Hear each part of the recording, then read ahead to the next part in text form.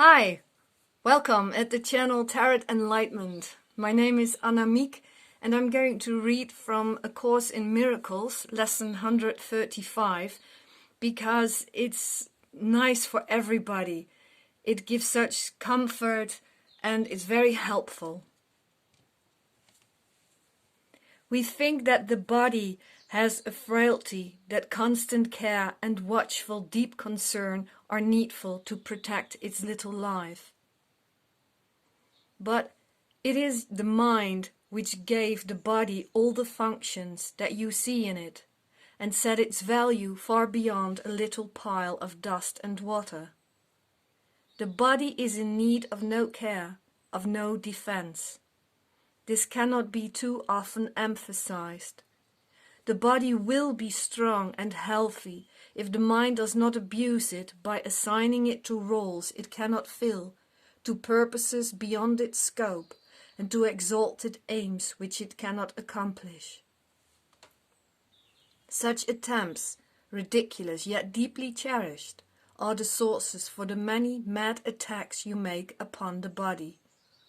For it seems to fail your hopes, your needs, your values and your dreams. The bodily self that needs protection is not real. The body, valueless and hardly worth the least defense, need merely be perceived as quite apart from you, and then it becomes a healthy, serviceable instrument through which the mind can operate until its usefulness is over. Who would want to keep it when its usefulness is done? The body will respond with health when the thoughts that need healing have been corrected and replaced with truth. This is the body's only real defense. A healed mind does not plan.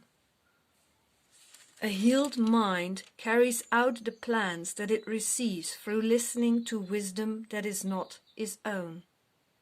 It waits until it has been taught what should be done, also for the body, and then proceeds to do it.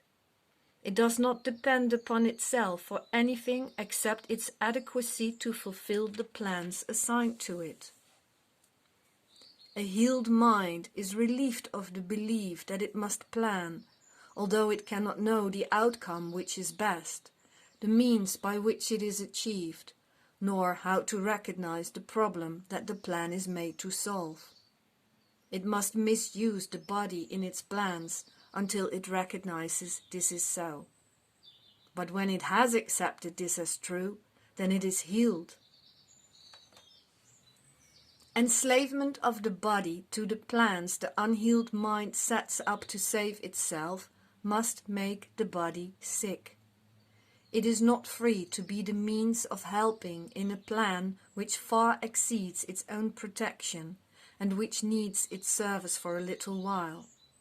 In this capacity is health assured, for everything the mind employs for this will function flawlessly and with the strength that has been given it and cannot fail. Self-initiated plans are but defenses. A frightened mind would undertake its own protection at the cost of truth. This is not difficult to realize in some forms, yet planning is not often recognized as a defense. The mind engaged in planning for itself is occupied in setting up control of future happenings. It does not think that it will be provided for unless it makes its own provisions. It overlooks the present, for it rests on the idea the past has taught enough to let the mind direct its future course. The mind that plans is thus refusing to allow for change. What it has learned before becomes the basis for its future goals. Its past experience directs its choice of what will happen. What would you not accept if you only knew that everything that happens, all events, past, present, and to come, are gently planned by the higher self whose only purpose is your good. Perhaps you have misunderstood God's plan, for He would never offer pain to you. But your defenses did not let you see His loving blessing shine in every step you ever took. While you made plans for death, He led you gently to eternal life.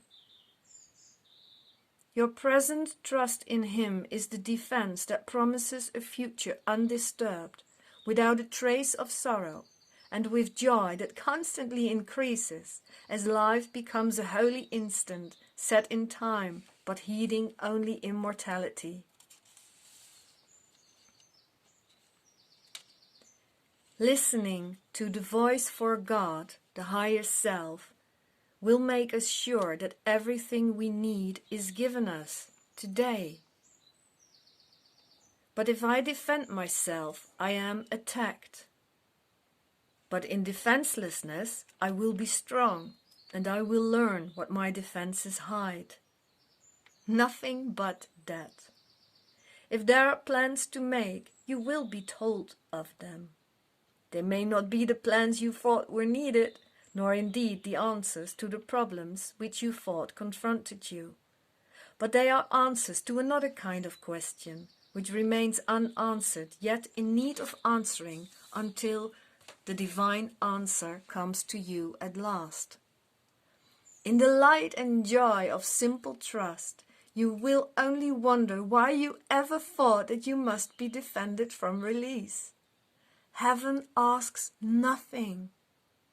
Heaven asks nothing. It is hell that makes extreme demands for sacrifice.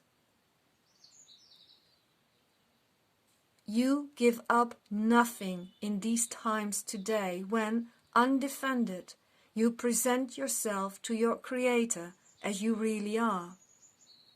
Love. He has remembered you. Today we will remember Him.